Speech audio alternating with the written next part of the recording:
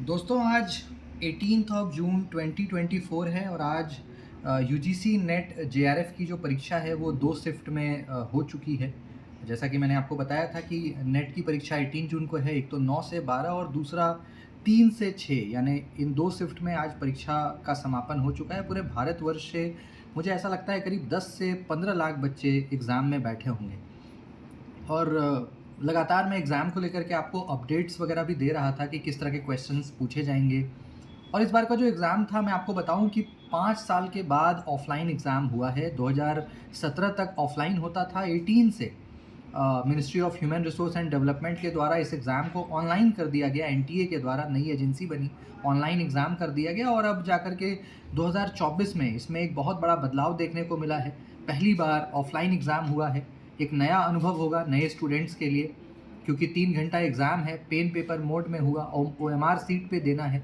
तो काफ़ी सारी चीज़ें इस बार बदली है, नई थी। ऐसा लग रहा था कि क्वेश्चन पेपर ईज़ी आएगा, टफ़ आएगा, लेंदी होगा, कई तरह के प्रश्न दिमाग में थे।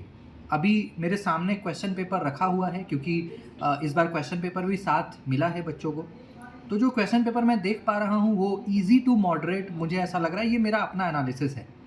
मैंने क्लासेस में भी और सोशल मीडिया के माध्यम से भी आपको टॉपिक्स बताता आया हूँ मैं कि भई कौन से टॉपिक्स इम्पोर्टेंट हैं, कहाँ से क्वेश्चन आने की संभावना ज़्यादा रहती है, और करीब-करीब मुझे लगता है कि मैं सटीक और सही उतरा हूँ उन चीज़ों पे।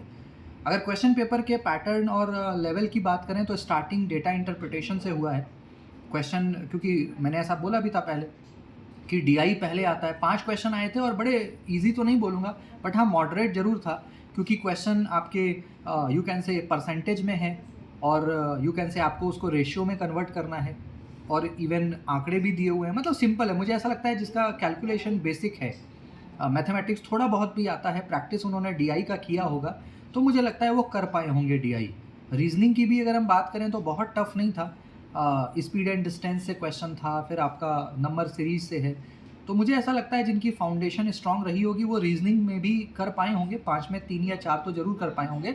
इसके अलावा कम्युनिकेशन से भी क्वेश्चन आपका आया है, कम्युनिकेशन के टर्मिनोलॉजीज़ पे, डिस्क्रिप्शंस पे, और लॉजिकल रीजनिंग में मैंने स्क्वायर ऑफ अपोजिशन आपको कई बार बताया था, कॉन्ट्राडिक्टरी, कॉन्ट्ररी, तो उससे भी प्रश्न आपका आया है। न्याय फिलॉसफी से क्वेश्चन है, हायर एजुकेशन में आपके यूनिवर्सिटीज़ से क्वेश्चन हैं।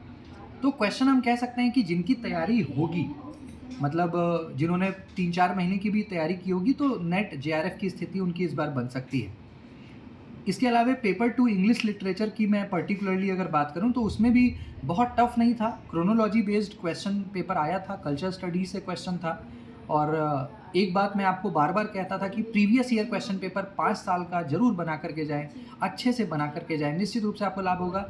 और जिन्होंने इसका पालन किया होगा तो वो मेरी बातों से सहमत होंगे कि पीवाईक्यूज़ के क्वेश्चन, कई बार जो क्वेश्चन पिछले बार आया था तो रिपीट हुआ है, 5-10 साल का क्वेश्चन। तो निश्चित रूप से इसका भी लाभ मिला है, इंग्लिश लिटरेचर में भी मिला है, पेपर 1 में भी मिला है। अब सवाल ये उठता है कि अब आगे क्या करें? देखिए, कई सारे ऐसे स्टूडेंट्स होंगे जो एग्ज़ाम दे के आए होंगे, खुश होंगे कि भाई चलो मेरा बढ़िया गया, नेट हो जाएगा या जेआरएफ। कुछ ऐसे बच्चे होंगे जिनका नया होगा, ऐसा लग रहा होगा कि नहीं। तो आपको घबराने की आवश्यकता नहीं है, क्योंकि 4 महीना बाद फिर एग्ज़ाम होना है। क्योंकि एग्ज़ाम 2 साइकिल में होता है, जून और दिसंबर। तो दिसंबर वाला अभी एग्ज़ाम आपका होना है।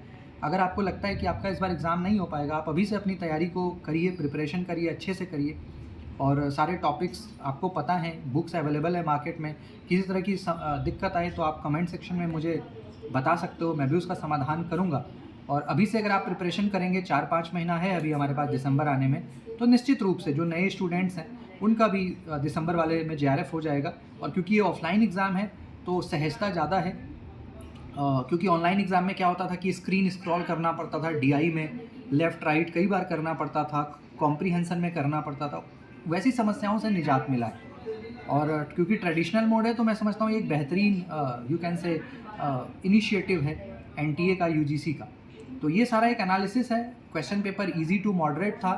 आप सभी लोग सफल होंगे ऐसी कामना करता हूँ। और जो नए स्टूडेंट्स हैं, जिनका पहला अटेम्प्ट था, दूसरा अटेम्प्ट था, ऐसा मन में भय आ रहा है, शंका आ रहा है कि नहीं हो पाएगा, घबराने की आवश्यकता नहीं है। अभी से अपनी तैयारी को स्टार्ट करिए, दिसंबर आपका होगा, निश्चित रूप से नेट हो जाएगा, जेआरएफ हो जाएगा, पीएचडी हो जाएगा।